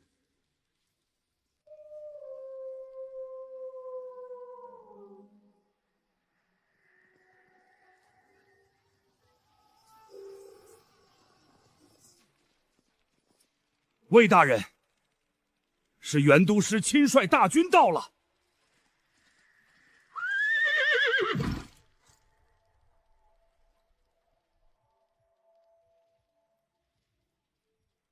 魏公公，你一个阉人，不过是奉旨来监军的，居然敢私自调兵，擅自开战，你可知罪？末将奉旨节制冀州兵马，率军御敌，何来私自调动一说？末将奉旨节制冀州兵马，率军御敌，何来私自调动一说？看元都师的反应，想必定是误信了小人的话。本小子早就听说元都师军事繁忙，难免遗漏一些情报。岂有此理！看来的确是我轻信小人了。此事本都确实不知情，今日贸然前来问罪，实属不该。都师明事理。魏大人，老夫惭愧。袁都师，皇太极还有8万大军盯着呢，我们齐心协力，定让贼子有去无回。魏大人放心，我知道分寸。周皇后，江南余党，连袁崇焕都卷进来了，这张大网是时候慢慢收了。魏大人，城里的粮草只够撑3天了，弓箭滚石也快用光了。皇太极8万大军要是再攻，我们根本顶不住。援兵和粮草至少还要10天才能到。现在冀州就是座孤城，死守就是等死的。皇太极8万大军要是再攻，我们根本顶不住。援兵和粮草至少还要10天才能到。既然死守是死，那我们就主动出击。皇太极的粮草也没多到哪儿去，他8万大军长途奔袭，补给解线拉得老长，而且里面还有好几万蒙古兵，他们跟后金本来就不是一条心，正好可以分化瓦解。主动出击，我们只有2万余人，连打个照面都费劲，更别说分化他们了。我带1000精锐骑兵出城，绕到敌军后方，寻机挑拨蒙古部与后金的关系，再找一处险地设伏，引皇太极主力来攻。袁都司，你和祖藏兵留守城池，加固城防，死守3日。3日之内，我必破局。魏大人，太危险了，敌军后方戒备森严，1000人无异于羊入虎口。啊，这是……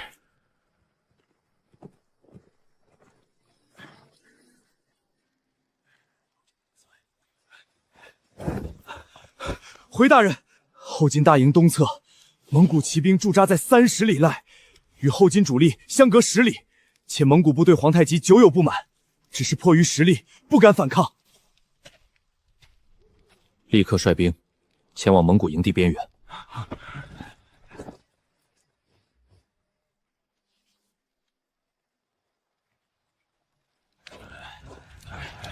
皇太极早就说了，攻打冀州的时候，让你们蒙古兵当炮灰送死，粮草全留给8旗子弟。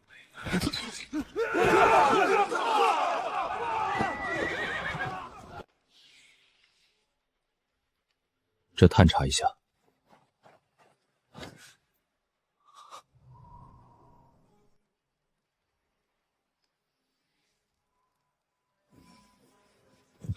回大人，找到合适的设伏之地了，在冀州城西北50里处，此谷两侧是百丈悬崖，谷底狭窄，仅容数骑并行。谷口朝南，背阴处积雪深城，尚未解冻，骑兵冲锋极易陷足。谷后仅有一条窄路，易守难攻，是设伏的绝佳之处。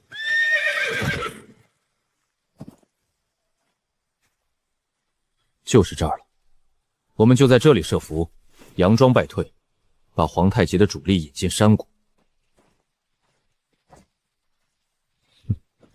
两侧悬崖埋伏火铳手和弓箭手，谷堵挖满陷坑，让弟兄们把所有水囊都倒在山谷后面的路上，等结冰了再用雪盖住，保证他们踩上去就打滑。是。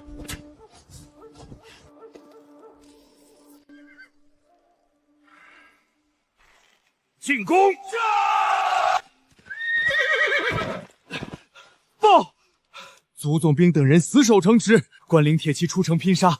后金大军猛攻1日，伤亡惨重，却未能靠近城墙半步。好，火候到了，别恋战区把人引过来，打一下就跑。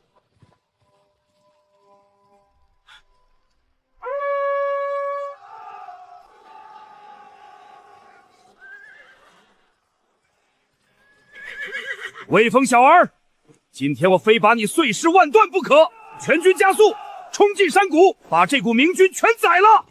大汗，这地形不利于骑兵，贸然追击恐怕有诈呀！管不了那么多了，大军出征数月，寸功未立，再不砍几个明军，我怎么让手底下的人服气？今天必须吃下这股明军！冲！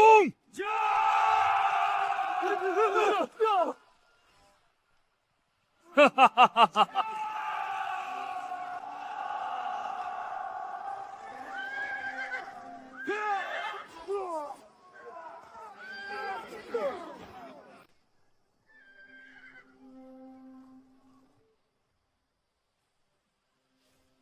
开火！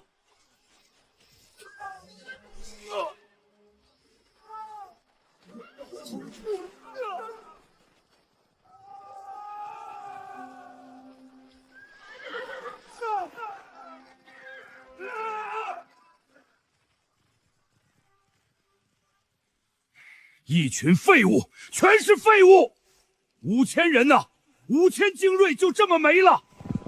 可汗，我们的粮草不多了，下一批粮草要1个月后送来，再不破城，勇士们很快就没饭吃了。传令下去，全军休整3天，3天之后不惜一切代价踏平冀州城。是。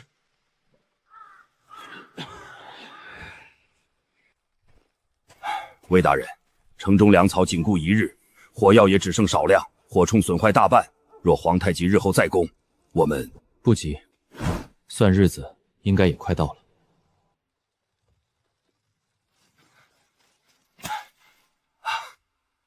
是场攻，粮草到了。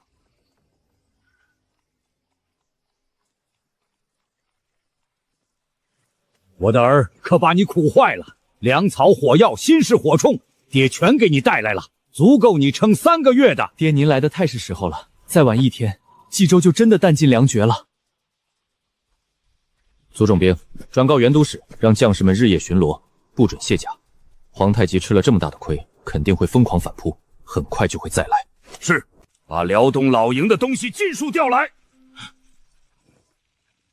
魏峰小儿，这3门红色大炮足够把你的乌龟壳掀个底朝天。今日必轰碎城墙，将你碎尸万段。魏大人，我们的城墙扛不住几轮，外城必破，这可怎么办？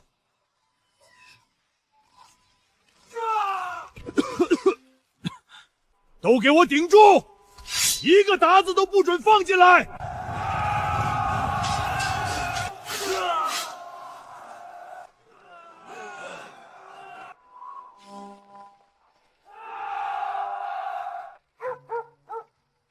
魏大人，你要是再想不出办法，我就带着关宁回先走了。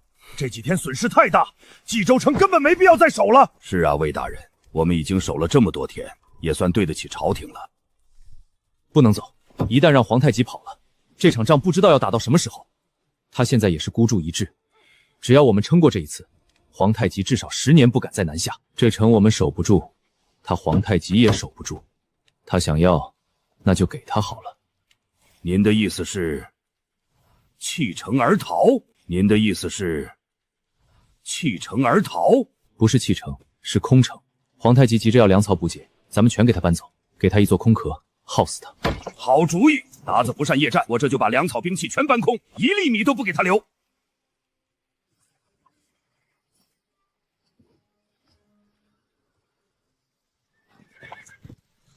怎么回事？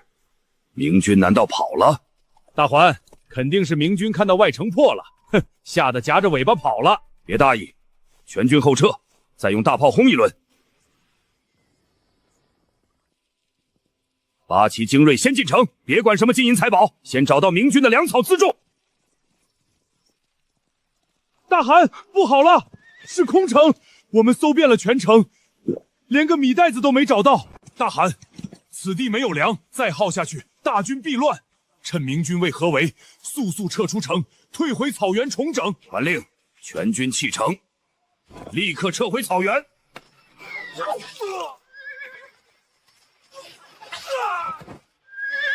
有埋伏，往城里退。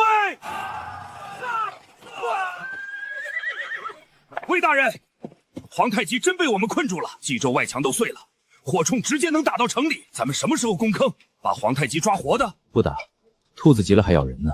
真把皇太极逼急了，跟我们鱼死网破不值当。让弟兄们把伙房搬到城墙外，让皇太极好好看看咱们吃的是什么。魏大人，咱们日日喝酒吃肉，城里鞑子饿得眼冒绿光，我看他们撑不了几天了。饿到极点，他们自然会狗急跳墙。再耗下去，我的草原儿郎都要活活饿死在这里。把所有盔甲辎重全丢下，轻装连夜突围，撤回草原。大汗，连盔甲都丢了，怎么突围啊？留得青山在，不怕没柴烧。什么都别管了，先活着出去再说。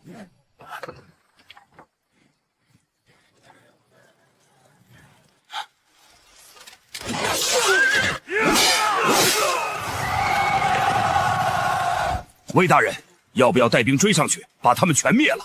穷寇莫追，10年之内，别想再南下了。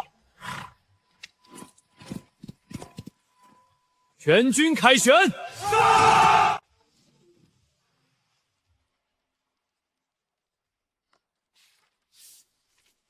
刘公公，800里加急，劳烦您亲自送往京城。你这捷报里写了啥呀？这么着急？就2件事儿。第一，冀州大捷，皇太极10年内别想南下。第二，把这庆丰米行的事告诉陛下，让他问问周皇后，他家生意做这么大，给朝廷交过税吗？皇太极的麻烦暂时解决了，要是不找点新事做，朱由检恐怕就要卸磨杀驴了。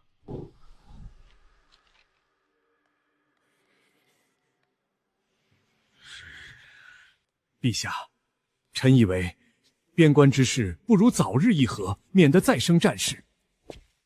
不如割让冀州以北3县，换皇太极退兵，等咱们兵强马厚了，再收复失地不迟。割地？我大明朝什么时候沦落到连仗都不敢打的地步了？前线的将士们在浴血奋战，你们坐在后方，居然想着割地求和！陛下，冀州城被围这么久，一点消息都没有，粮草也断了好几天了，恐怕是凶多吉少了。陛下息怒，皇太极势头正盛，若不早日议和，待他杀到京城，恐怕就别想再让他退兵了，还望陛下三思。王承恩，准备拟旨吧。800里加急，冀州大捷，冀州大捷！什么？你再说一遍！启禀陛下，800里加急，魏大人在冀州大败皇太极，冀州城守住了。陛下，魏大人亲率3000皇陵守备兵，用新式火器打退了皇太极3次进攻，杀敌数万。皇太极丢下所有盔甲资帐，只带着几万残兵，连夜逃回草原了。好，魏峰果然没让朕失望，他是我大明的大功臣。刚才是谁说要割地求和的？给朕站出来！臣失察，臣也是护国心切，臣罪该万死。哼，刘公公，你手里还拿着本册子，那是什么？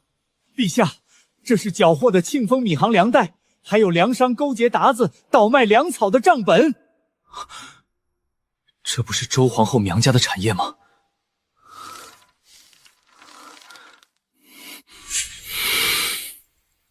陛下明鉴，这事跟臣没关系啊，一定是有人栽赃陷害。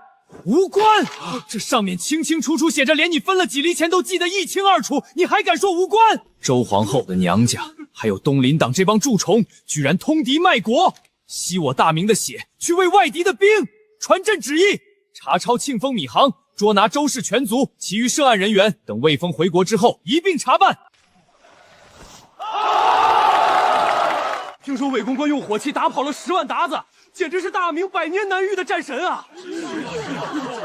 满朝文武，还不如魏国公公一个太监有种。听说鞑子刚出兵，就有当官的跑去求皇上要割地赔款呢。陛下，魏峰一个阉人，居然拥兵自重，还私设火器营，这是想从前朝的权官谋逆造反啊！那依诸位的意思，下次皇太极再来，朕派你们去前线打仗可好？陛下莫要被魏峰蒙蔽，他一个阉人，从不习武，如何能带兵大破10万大军？臣以为最多不过几千残兵罢了。魏峰这是好大喜功，虚报战功，骗陛下封赏。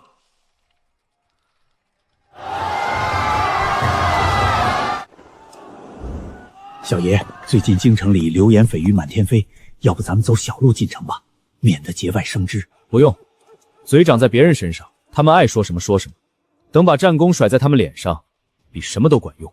传令，东厂提骑列队，押解俘虏，献俘入城。那是鞑子的战马，没想到我这辈子还有机会亲眼看到。呸！看见那个人了吗？前几年他来出使大明，在大街上纵马踩伤了好多百姓，多亏了魏大人，这畜生也有今天。臣魏峰幸不辱命，大破后金10万大军，擒获敌修降将数百人，今日押上朝堂，指认通敌卖国的叛贼。魏峰，你一个阉人，居然敢压着嫡俗上殿，这是藐视朝纲，意图谋反吗？谋反？这位是后金镶黄旗都统皇太极的心腹，他手里握着什么？要不要我当众念出来给大家听听？通敌一案，绝非一人所为，朝中不少人涉及其中。今天就让这些敌校把他们一个个指出来。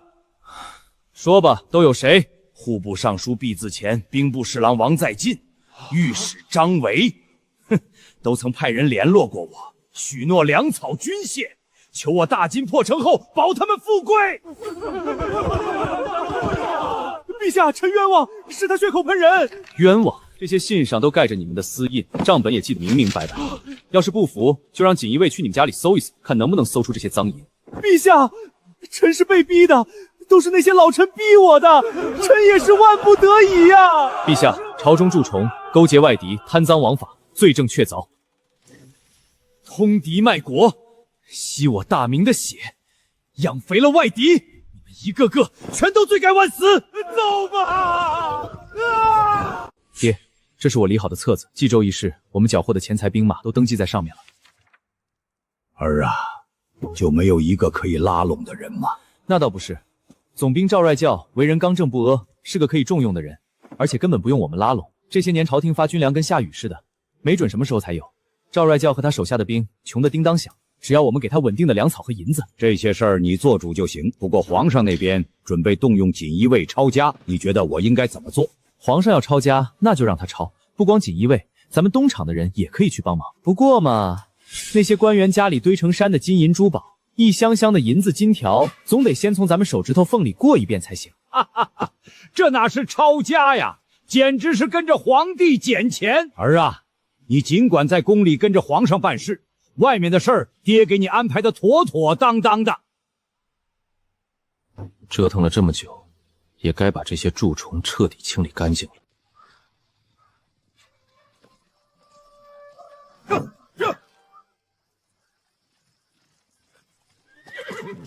奉旨查抄，开门。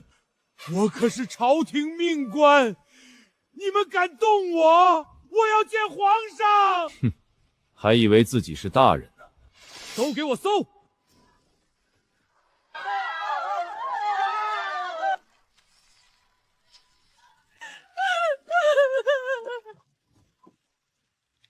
我的天，这帮老东西平时一个个装得两袖清风，家里藏的钱比国库还多。爹，咱们只拿1成，剩下的全部封好，连夜送到宫里去。1成够了，哈哈哈哈哈哈！爹当了这么多年官，都没见过这么多银子啊！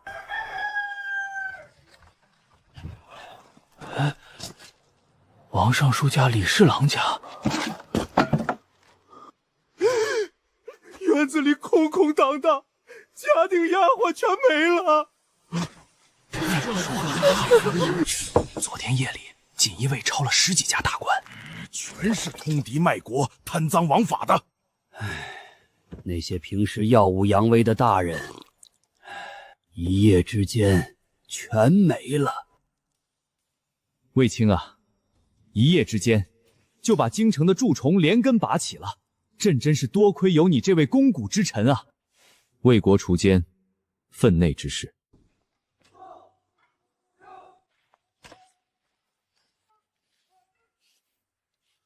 小爷，这东西能吃吗？闻着一股子怪味儿。现在不能吃，得煮熟了才行。不过味道不是最重要的，你知道这东西的产量有多高吗？这东西要是在全国推广开，大明以后就再也不会有人饿死了。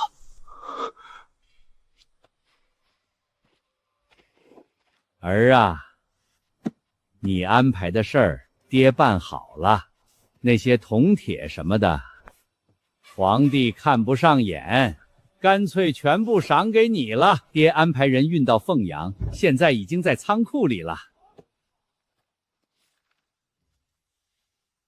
不过有个事儿，咱们现在招的工匠太多了，鱼龙混杂，爹担心火铳的技术早晚得泄露出去。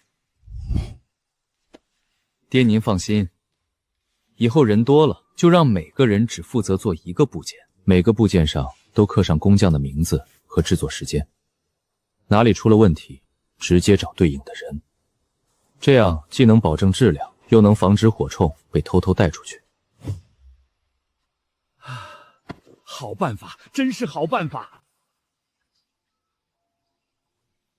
皇太极借兵蒙古，从龙井关大安口突破了长城边防，3天时间连占我4座城池。袁崇焕是养了一群废物吗？怎么这么明显的动作，居然一点防备都没有，拱手送出了4座城池？陛下，这是锦衣卫截获的袁崇焕的密信。他带着2万关宁军已经开拔了，但没有直奔边关，而是绕道往京城来了。赵律教率领4000人马拼死抵抗，没有援军，已经壮烈殉国了。陛下息怒。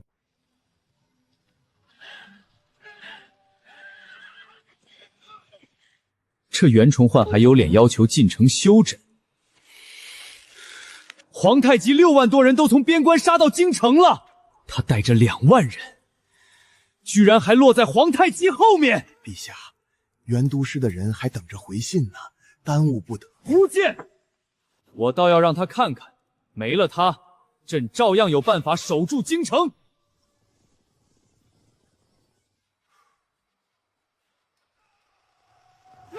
小爷终于来了，所有的火铳和火炮都在这里了，还有一批弹药正在路上，厂工亲自在送，半日时间就能到。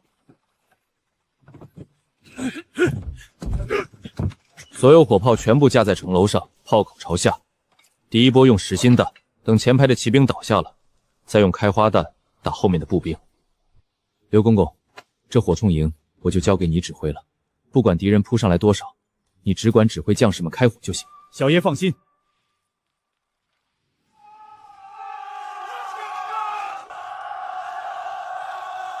炮兵准备，上膛，给我瞄准了打！开火！继续开火，别给他们喘气的机会！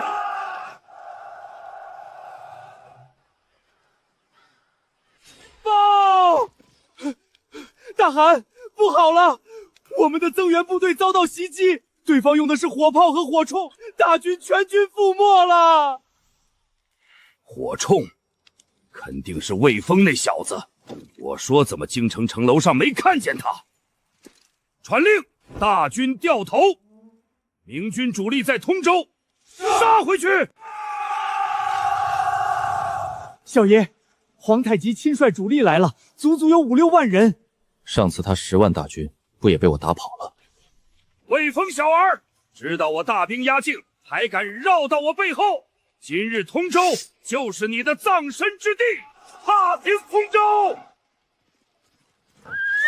大汗，大事不好了，后方的粮草被明军截断了，押运的粮队全被劫了。粮草被劫，前后受敌，这是天要亡我呀！撤，全军撤回草原！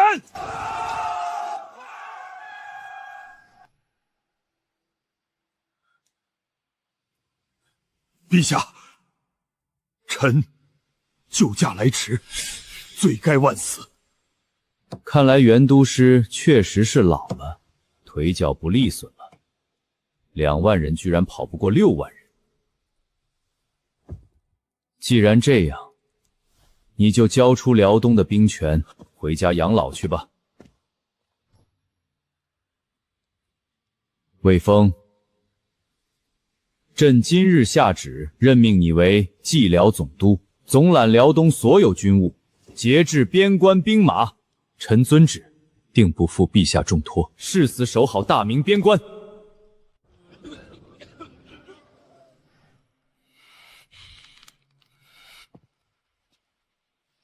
陛下，臣有一计，可解燃眉之急，救100万灾民。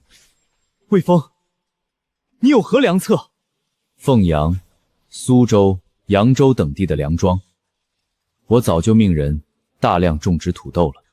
这东西耐旱，产量还特别高，1亩地能收好几千斤，足够灾民吃饱肚子。现在正好是收获的时候，此物蒸补可食用，现已囤积数千万斤，足够赈灾，安抚流民。你说有多少？几千万斤！天不亡我大明啊！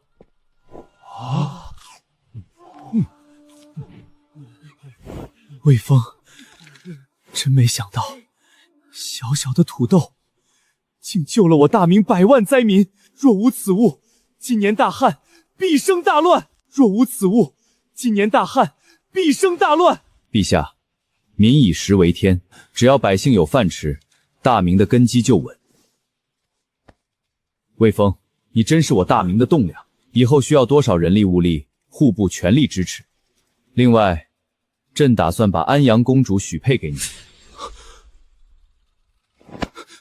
就你那点小把戏，还想瞒过朕？不过只要卫青忠心为国，朕就当什么都不知道。